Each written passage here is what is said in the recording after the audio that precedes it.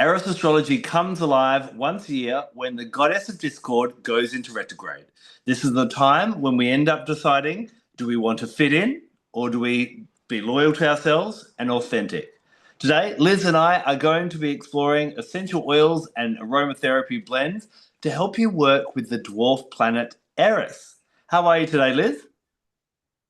I'm excited to do this today, Adam, because I think this really delves into what I love, classical mythology, but also fascinating astrology. And that's one thing I wanted to really point out. People may be wondering, they may have been watching our series for quite a while now. Why are we going on to talk about dwarf planets? So, this is a really interesting aspect of astrology. We have our traditional astrology where we know our common planets, but it's not just the common planets that are in the sky. In fact, in between Mars and Jupiter, there is what's called the asteroid belt, and that's where we find asteroids of various sizes. The biggest in there is called Ceres, and then we have ones like Pallas Athena and Juno and Vesta and so on. And these all help us to dig a little bit deeper into our astrology. What I love about the asteroids as well is that they allow us to look at more feminine archetypes within our personality as well. So then, what's really interesting, we knew that the year 2000 was going to be a big year, and that it kind of meant a shift in human consciousness. And astrology and astronomy did not let us down, because after 2000, they started to discover more dwarf planets similar to Pluto, which got downgraded to a dwarf, beyond. And these dwarf planets help us to tap into the higher realms of consciousness and these other more humanitarian, community based themes. And that's what we're going to kind of explore in each of these. So today we're going to explore one known as Eris. She is about the same size as Pluto, but a little bit heavier. So she's kind of has as much pull as Pluto. It just took us a little bit longer to find her. We didn't discover her till 2006. Now she's been named after a Greek or Roman goddess. But what I do love about the other dwarf planets that we will dive into in future episodes is that we've actually started to name them about from gods and goddesses from mythologies all around the world. And I'm not just talking about ancient Egypt or Hindu. I'm talking like South African and West African and different Native American tribes, Easter Island tribes, all these really interesting religions, which is showing that opening up of our consciousness to explore, other archetypes and other deities that exist beyond that kind of Greco-Roman tradition that we're used to in astrology. So I think these conversations are going to be really fascinating. Yeah, definitely. Um, she is a goddess, but she doesn't have, we don't see temples of her in ancient Greece. Um, she doesn't have many myths associated with her. There's a couple, but the famous one is really the ancient Greeks saw her as the catalyst that started the Trojan War.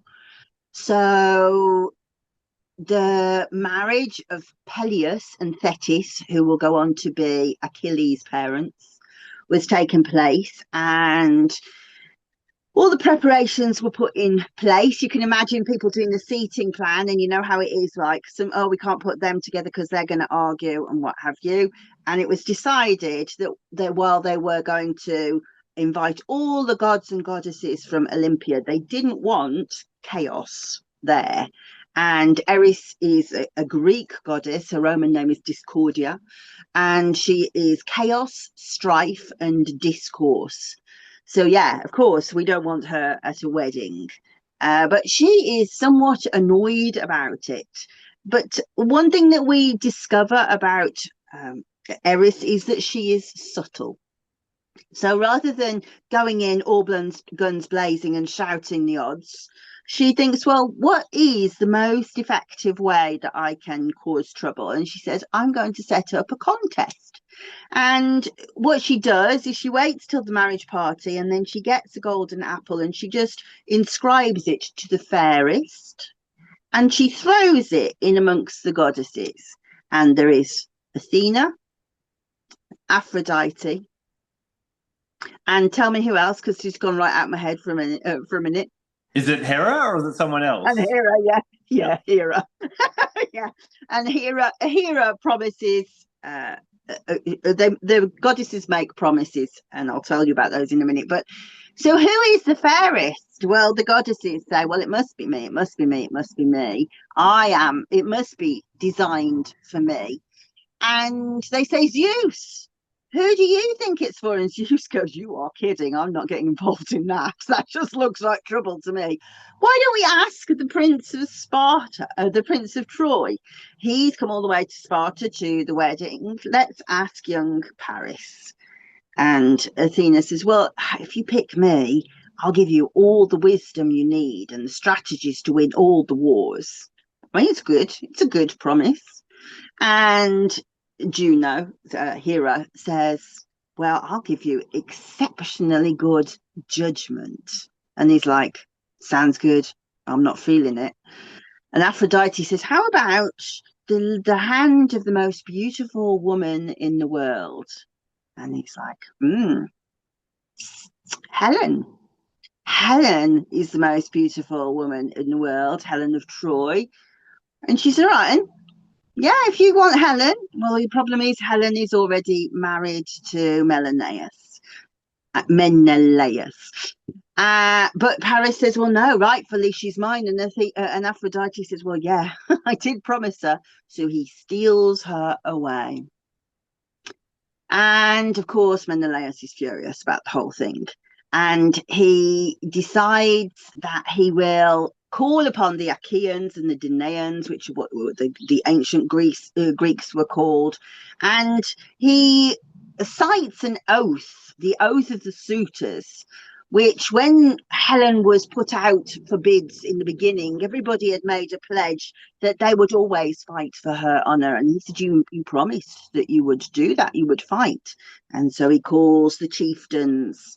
And this must happen over a period of time because the wedding is before Achilles is born, but then about 15 years later this happens and things come to a head, and Achilles is called up to go and fight, and they launch 1,000 ships. Helen's face is the face that launched 1,000 ships upon Sparta to go and regain her.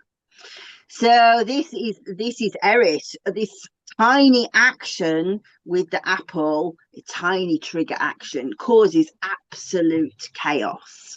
And the ancient Greeks looked at this as a golden age. These stories were the stories of the heroes. And of course, her actions were what made the heroes.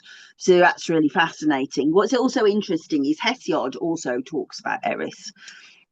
He calls them this. He says there's two Erinyes. Apparently, the plural of Eris is Erinye. There's two Erinyes, and he talks about the one that causes that kind of mayhem and makes everybody argue against each other. But he also talks about how she's very vital. That she is competition. She is what makes us get up in the morning. She makes us drive forward. And then finally, Homer also talks of a story when Hercules encounters the goddess on the pathway, and he decides he doesn't want to get involved with Eris. She's strike, so he tries to beat her. And Homer describes how he starts beating her, and she starts off small, but she gets bigger and bigger and bigger and bigger until her head is on the sky. And there's this idea that you cannot quell the rage of Eris. If you try to stand against her, she will only fight and get larger. So yeah, it's fascinating to see this goddess and then to see the translations into the new philosophy of astrology. And Adam, I think you probably explain that better than me. So a really interesting way to kind of understand how Eris plays out in our astrology is to kind of really capture the theme of fitting in and keeping quiet versus creating conflict and creating strife. Now, normally when we look at the placement of a planet or a dwarf planet or an asteroid, we can look at which sign it is in when we were born. But because it's so far out in the solar system and its orbit takes so long, for every single person that's on this earth right now, it's in Aries. So Aries is all about selfhood. And so there's this real Eris in all of us triggers this kind of trouble and conflict within us of I want you to think about we all have these instances where something bugs us and we're like, do I say something and do I rock the boat or do I just shut up and fit in? Eris is, kind of like that kid at school, and we probably all relate to that at some point, and possibly more those that watch this series because how much do I embrace my individuality and my authenticity, and how much do I just kind of hide my little quirks and different things like that? Eris kind of brings that up in us and that kind of conflict in us all the time. Now, if you do want to kind of see where she'll play out in your life, instead of looking at which sign she's in, as I said, she's in Aries, you can look at which house she's in. And that's a whole nother video that we'll have to tackle another time. But what happens is when we all become conscious of this Eris impact is when she goes into retrograde. So when a planet or a dwarf planet or an asteroid goes into retrograde, what happens is they withdraw their energy away from Earth. And so Eris, who helps us to deal with this balance of fitting in versus standing out, we start to question that and go, hold on, am I being too quiet? Am I being, you know, especially, Eris has she's very much about women's empowerment. She has a real strong feminine streak. And women, do you speak up as a woman? We think about women in the workplace and, the glass ceilings when it comes to women getting paid equally and different things like that. That's all this kind of Eris theme. But we all personally will find, especially around a retrograde, right, do I rock the boat or do I shut up? And Eris helps us to find that balance and work out the advantage of understanding our Eris in our own birth chart and in our own astrology, and then working with essential oils through this, is allowing us to feel empowered and go, no, I'm choosing not to speak, or I'm choosing to rock the boat and cause strife and discord because I'm doing it from a conscious level rather than an unconscious level. Does that make sense? Yeah, it does completely. And I think you're right. I think when we're looking at astrology, there's almost three different levels happening. There's, as you say, there's where it is in your house. That personal thing is Aries, my first house, my second house, my third house. I did the maths. I don't think everybody will be Eris in Aries. Did she go in 1922? So if you were born before 1922, I guess there are people who are like 100, 304, 105 still living. They would be very, very old. But I think just in case somebody decides to tackle that, I think you're probably wrong. But yeah, the orbit is 557 years, so it's enormous. I think does she move about 14 degrees every 14 years or something like that, but very small. And so you've got this as you're talking about this microcosmal part of, right, she's touching me, do I speak up? Then also you've got on the macrocosm, her job is to move consciousness about the person that has been ostracized, who has been left out. And so yes, from a feminist point of view, the rise of women, but I think also from any kind of intersectionality point of view. So when you look at her transits and like when she's gone retrograde, you can see that first of all there was the Occupy movement started, and then we see Black Lives Matter, and then we see the Me Too movement. So you can see these things mapping out of, you can't leave me out, you can't do that.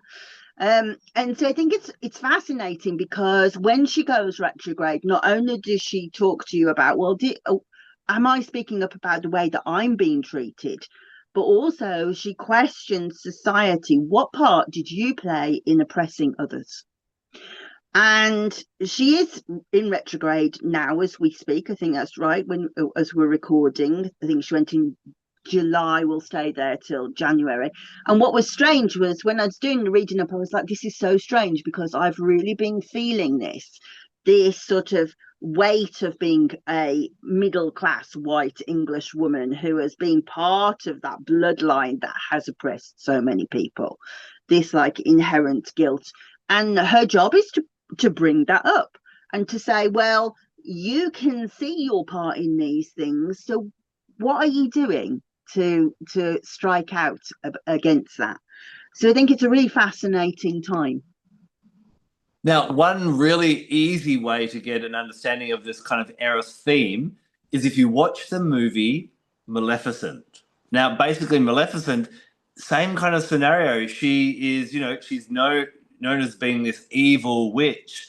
But, as we watch the movie, you kind of realize, well, she's justified in what she did. They left her out. They excluded her. They treated her badly in that way. So it kind of shows you the other side of the wicked witch kind of persona as well. So if you want to really grasp this, how it feels to be Eris, and I think we all can relate to that time when we feel left out. And what do we do?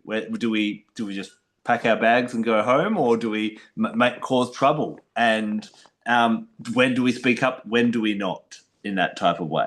So obviously we love talking about essential oils. So there's 3 essential oils that I tend to find really, really beautiful to work with Eris. Now, the first one is kind of helps us to honor that rebel within, to honor that kind of accept that we are different and to appreciate that, because when we do get left out, when we are one of the others and not one of the in crowd type of thing, that can be upsetting. It can cause us, it can impact our self-esteem, our worth, and things like this. Reach for Kunzia. Kunzia is this beautiful oil that has this inner rebel kind of energy in it, and allows you to go, we're not all the same. That's absolutely fine. There are other parts in astrology and other archetypes where we really want to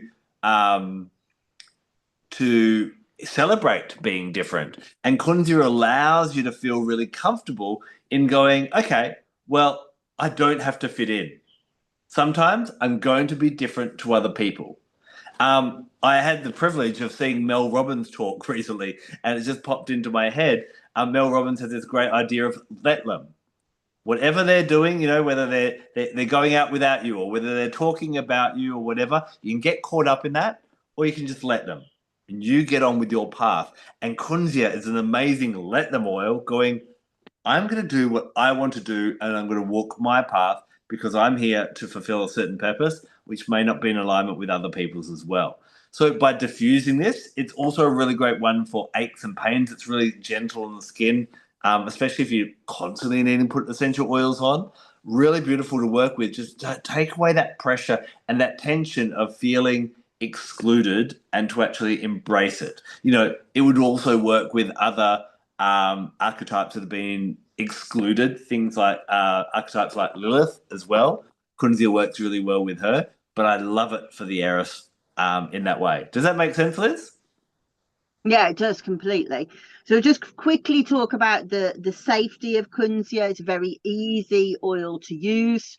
Maximum dilution 3%, and we wouldn't use it in the first 16 weeks of pregnancy, but you can use it topically just as long as you dilute it well. So what else have you been thinking of? So the other thing is obviously I know, I've had instances, and even in the last couple of years, it's been quite prominent where I've felt left out. I went through a breakup where me and my last partner were together for 13 years. We had mutual friends, and when you break up, people tend to, unfortunately, just take sides. And you see things on social media of like, oh, I've been uninvited or I've been left out because they've gone that way in that type of thing as well. And that can create anger. So this is where one of my favorite oils for anger and working with Eris is really beautiful, and that's cardamom. So cardamom as a seed oil, I talk about it in my book, Gifts of Essential Oils. Seed oils awaken potentiality. And I want you to think about anger and I want you to think about passion. They're both fiery, but what's the difference? You see, anger doesn't have an outlet and it's frustrated and it starts to eat us up. Whereas passion, it does have an outlet and it can be really constructive. And cardamom helps to turn that fiery energy into, because we use cardamom physically for the respiratory system to breathe easier, for the digestive system to digest easier, and even for circulation to get the blood flowing better as well. So it allows that fiery feeling within us when we are feeling vengeful or rageful, as that Eris archetype can awaken within us, and allows us to channel that into proactive or productive ways. So working with this when you find that you can relate to that Eris archetype can be really powerful to go, okay, rather than causing trouble, how can I cause some positive change? And Eris does have that bringing change, bringing liberation, bringing people back together when there has been exclusion, or even going and collecting up all the other people that have been excluded and creating your own community and making new friends, if that makes sense as well. So I love cardamom from that aspect of Eris. Cardamom, I think that it has the most beautiful vibration of being, look how far you've come, and just be comfortable in yourself. I think in any kind of like psychological journey, psychic journey, it feels like sometimes you feel like you're the loser.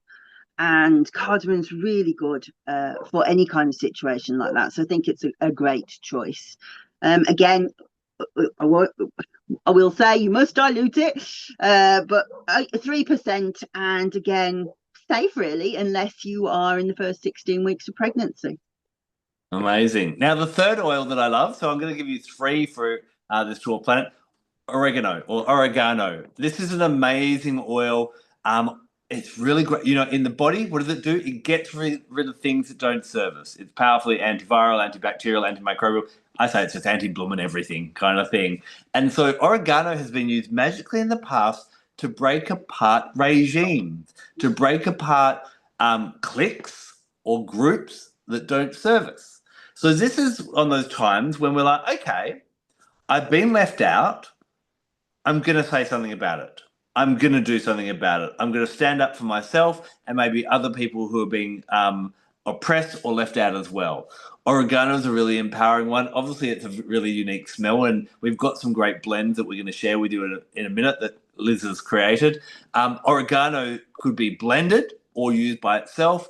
Used in some way, just get its energy and its vibration around you to support you in shaking things up, in causing that trouble and that strife, because some things need to change.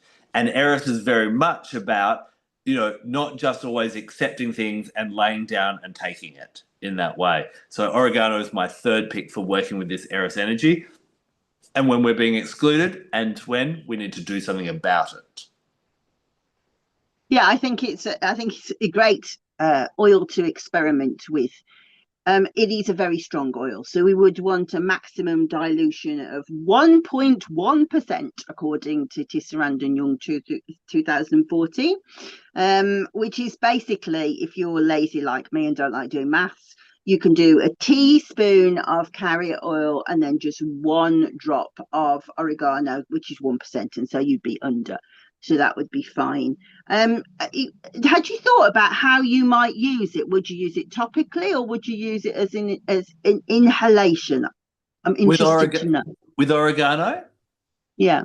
No, I think for me personally, when I'm working with essential oils from a metaphysical point of view, it's more about getting it near you. Do you know what I mean? So whether you're applying it onto the skin, you might even want to make you know, a blend of oregano and other oils. You might want to mix it with the cardamom and the kunzia and make that a blend to really, if you connect with this Eris sense and you're feeling left out and you want to rebel and there's that fieriness and you want to do something productive about it, you could mix them all together. Again, you could diffuse oregano. I'm a big fan of also putting oils on the soles of my feet. Oregano is one that if I'm starting to feel a bit under the weather physically, I will pop on the soles of my feet in a carrier oil. But I might also, if I'm like, right, I'm tomorrow morning, I'm gonna get up and I'm gonna shake and rattle some cages of some other people. I might do that with oregano as well. So we may even anoint crystals with it, make little charm bags with it, especially when we are going into war. Eris is related to Mars or Aries as well. Make a little charm bag where we have a bit of cotton, put a little bit of oregano and maybe a crystal like Tektite, which is formed when a meteor crashes into the earth and rattles the earth. You might want to combine them together in a little medicine bag and pop that in your pocket, or pop it in a bag, a handbag or so on, and keep it near you. That could be another way you may want to work with it as well. I'm Elizabeth Ashley, UK Director for the National Association of Holistic Aromatherapy and founder of the Aromatic Mystery School, where essential oils meet the deeper, more mystical side of healing.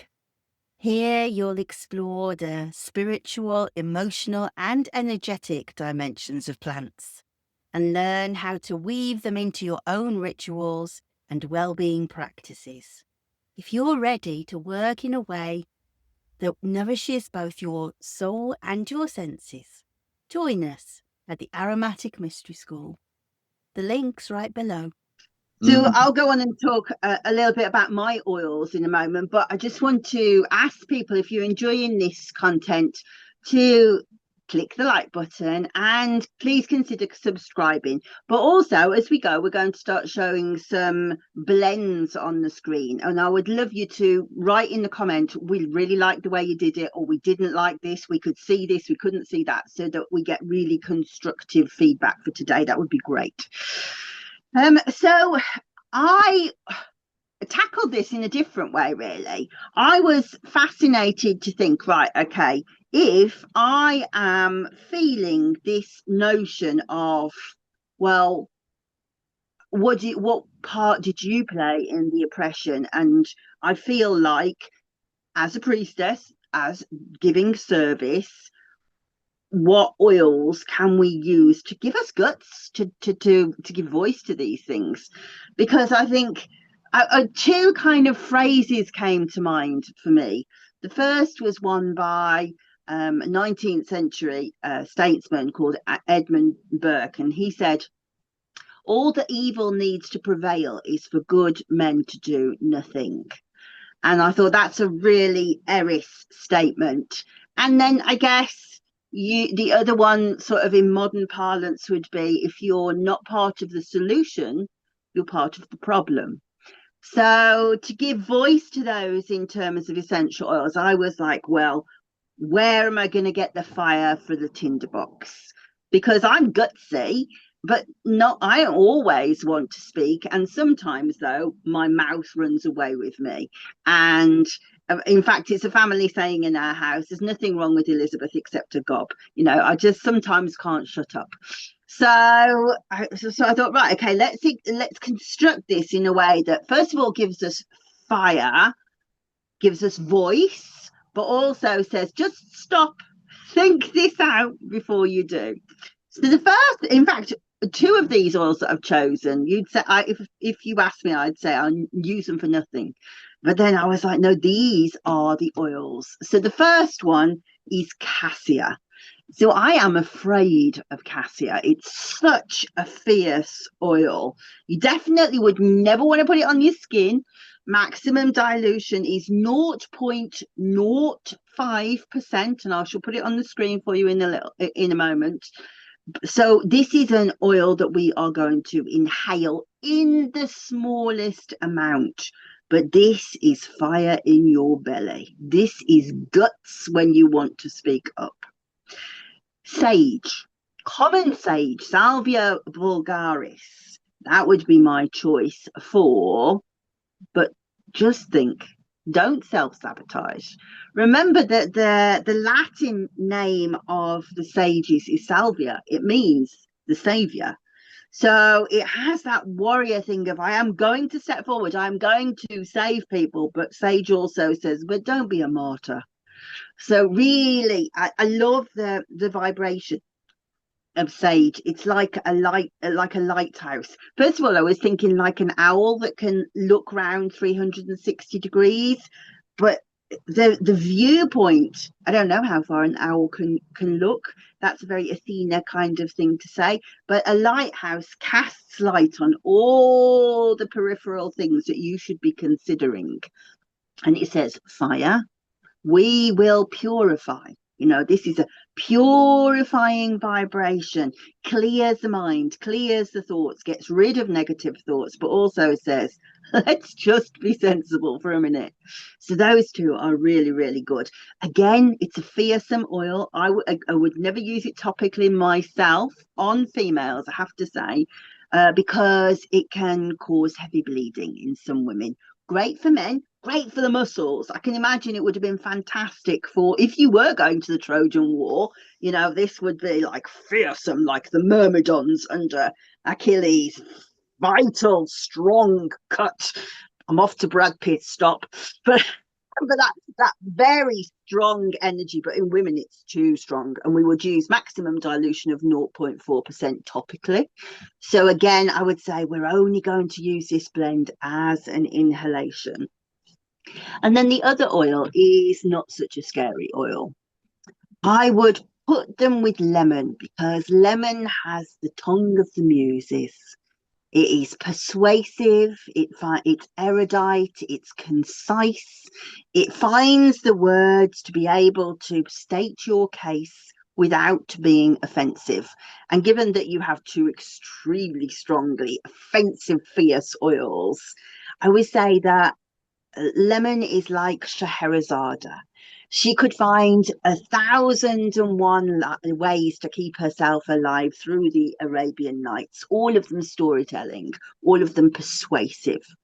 So those would be my three oils. And of course, lemon is easy to use, maximum dilution 3%. You could use it on the skin, definitely, the lemon, but as long as you made sure that it wasn't an old oil, because they can deteriorate quite quickly. But the blend that I am going to show you, in fact, I'll show you now on the screen, is designed to put in an aroma pendant. So I would use, for the aroma pendant, 1 teaspoon of olive carrier oil, 1 drop of cassia, 2 drops of lemon, 1 drop of sage. Right, now, Adam, can we see it? Perfect. Yep. So if you're got a bad memory and you need to take a screenshot, now's the chance to take a screenshot. Liz has made these beautiful pictures for you. So grab that. Okay. And as you can see, I put the maximum dilutions on the side. If you did feel that I want to make that into something bigger, so I want to put it on your body, frankly, my dear, you are insane, but you would want to increase the amount of carrier oil a lot. In fact, I call this exponential, Eris, because it's just like grows and grows. To be able to get your cassia weak enough to go on the skin, you're going to want to put that into 100 ml of carrier oil. So it's really fierce. That shows, you know, big bottle. That's the really, really fierce blend. So that would be my one. Have you got any thoughts about quelling the rage at all, Ad? Well, sometimes I think also when we do get left out, you know, there is that kind of feeling that we like, what have I done wrong? I haven't done anything wrong. And we make it all about us, which is very Aries, which remember Eris is in for pretty much all of us type of thing. So I think we need to look at what can we do psychologically and rationally. I love this idea of let them do whatever they want to do, but I'm wondering if you've got some essential oils as well that could actually possibly quell this rage, because we don't want to just we don't want to cause shit for shit's sake kind of thing just because we're angry. We want to do it to make positive change and not to, you know, ostracize ourselves or remove ourselves even further from, you know, where we're feeling left out from. Yeah, I agree. So I did make us a little blend. So first of all, I thought, well, I don't think that we can leave Achilles out of this. Eventually, this will become the destiny of Achilles' story. And, you know, we talk about him as if this is this tremendous hero. I'm studying the Iliad for my degree at the moment. And frankly, I would not have wanted to meet him. What a horrible person he is. He was, you know, he's just easily triggered and just the most horrible things. So I thought, right, okay, so we're going to invoke Achilles and we're going to use yarrow. So yarrow is, because I do think that we can almost see this as our emotional Achilles heel, you know, that it will come up each time. We know that she's going to bring things to the fore. So he knows about that stuff. So I thought yarrow would be a really interesting one to use. Rose, of course. Rose has an anti-conflict property, scientifically shown to stop people fighting. And I always thought that the most fantastic experiment that showed that, I think, was they experimented with people who were withdrawing from morphine and from ketamine and from heroin, that's the word I'm looking for. And that awful feeling of the writhing and how aggressive they feel when they're in withdrawal. And Rose was able to pacify that. So that's fierce, guttural stuff that it can really deal with. And then, of course, the anti-inflammatory effect of Roman chamomile.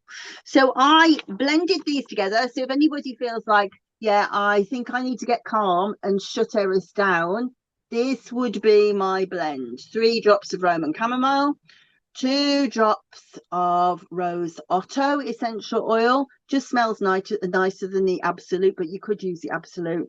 And 3 drops of yarrow essential oil. Maximum dilution for all of those is 3%. And I've put, do 2% for children over 2, because it is the terrible 2s. And frankly, anything to keep their peace has got to be good.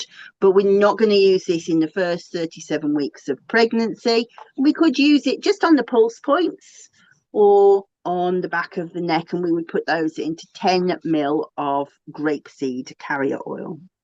Was there a reason? Any more thoughts, Dan? The first one you had was in olive oil. This one's in grapeseed oil. Was there a particular reason for the different carriers? Well, only because I felt like when I was trying to put myself in the place of Eris, I felt like the Greek aspect is olive oil. But I think that, that's my favorite oil. I use olive oil for all kinds of anointing ones. But no, any kind of carrier oil will do. But I like grapeseed because it has no fragrance.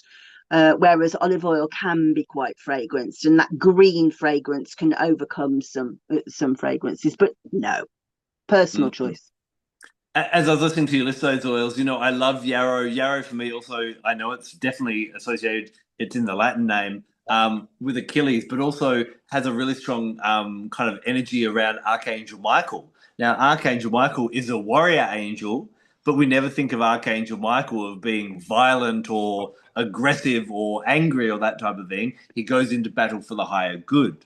Rose, I love it for helping us to open our heart up and drop judgment on other people.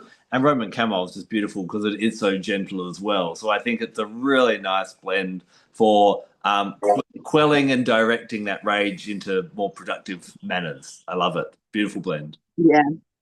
Anything else that you want to add?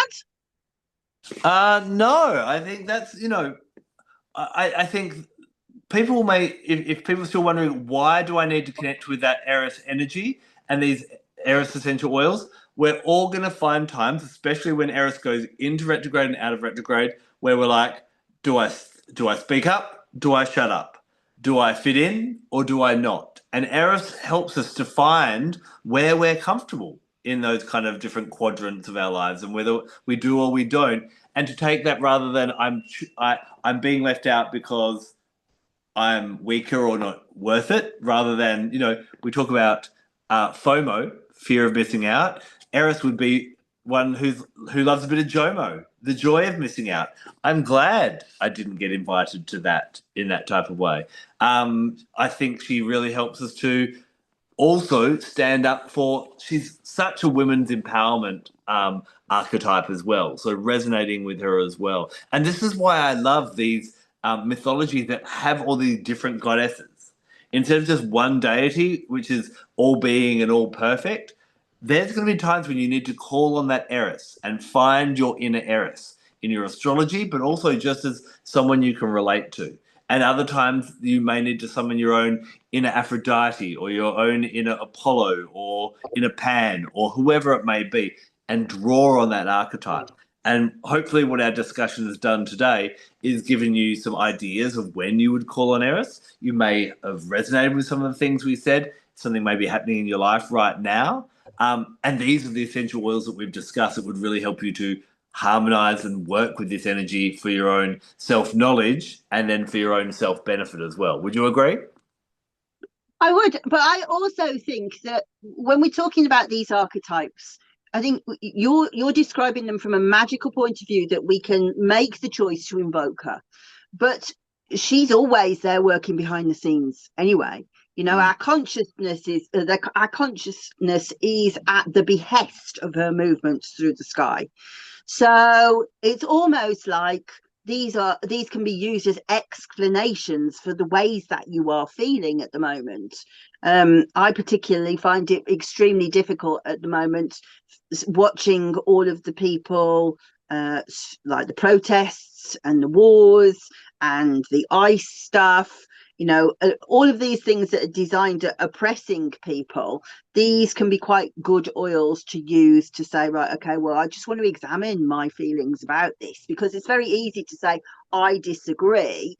But the whole point of her moving through the sky and moving through our zodiac is to say, so what are you going to do about it? You know, and what is it telling you about yourself? What have you come to know? Where are you on your spiritual path? What's it bringing up for you? So I got two more pieces of paper. So this was like the keep the peace one, based on your cardamom one. So the mandarin, cardamom, and vetiver for keeping the peace in a roller ball. But also the battle cry for Eris, of how you describe the kunzia at the beginning. I've got that written down into a blend if people want to use it. So just if you feel that it is coming through your psyche and you think, I feel like I am being puppeted a bit, okay, well, how are we going to deal with that with essential oils? I love it. I love it. Just as you're kind of wrapping up there, I was thinking about just what's in the news. And another thing, kind of theme that does encompass the Eris energy is the us and them kind of mentality. Now, you know, picking some major news themes, we look at, you know, in Europe and in other parts of the world, discussions about immigration. It's us and them. And when we look at countries like America at the moment, there's been some things happening recently where it's very much the left versus the right, or us versus them, and that kind of real separation. And do we need that separation? How do we find peace with that separation? Do we find harmony amongst that diversity, and all those different things? And what would Eris do? And what do you want to do? Do you feel that you need to be nasty to them when you are one of the others, or when you are left out, or do you need to leave people out? It's a real interesting thing. So hopefully some of the oils and some of the discussion points, and hopefully we hope to fling open the door for you to walk through and go for a bit of a meander and dive into that. One other little thing I will say that might be interesting if you're a Libran, we know that every astrological sign has a ruling planet. Now, as we started to find more planets, you know, when Uranus was discovered, Aquarius was moved to that, and when Neptune, Pisces went there, and Pluto, Scorpio went there, there has been a bit of a reshuffle. It hasn't been globally agreed on between astrologers, but the new ruling body for Virgo is Ceres, that big dwarf planet / asteroid in the asteroid belt, and that Eris could possibly be the ruling body of Libra. Now, that's a big jump to go from Venus and love to Eris and what we've been talking about today.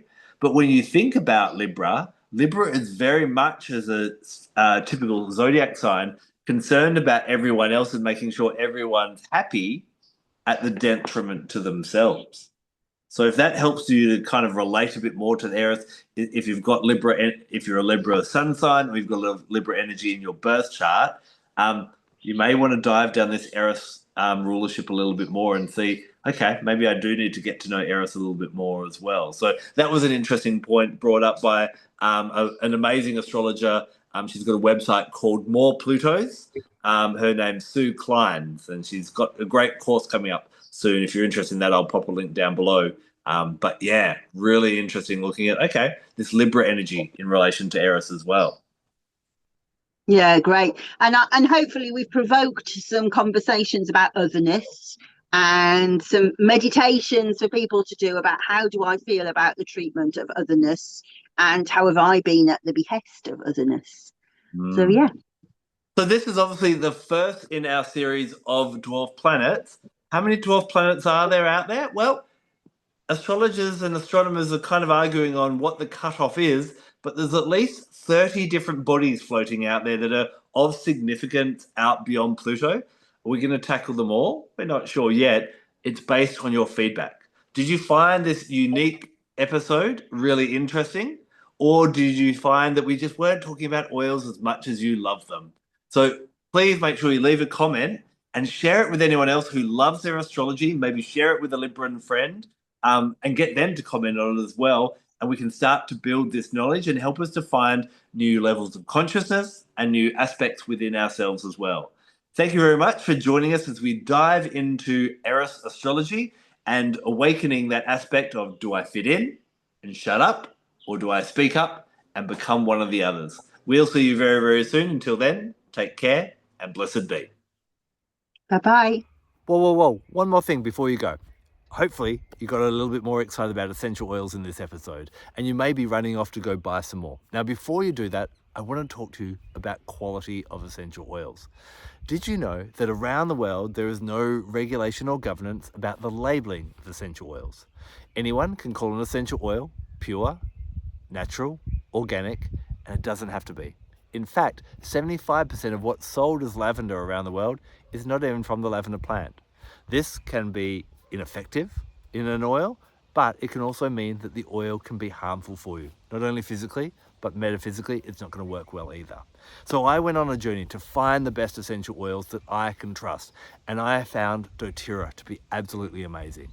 Not only do they test all their essential oils, but they have an independent third party test them at the end of their journey to make sure only in the bottle is what nature intended. However, if you want to get doTERRA essential oils, don't just jump on their website. Reach out to me and I'll give you a discount code so that you can get them at a cheaper price. But I don't just want you getting essential oils. I want you to learn how to use them each and every day for the body, mind, heart, and for the spirit as well. So when you become one of my customers, you get free access to a lifetime discount code. We have online portals where you can learn more, and we have giveaways and freebies and all different things like that. So I'd love you to join my wellness community. Simply click on the links below and let's get started with you using real essential oils as nature intended.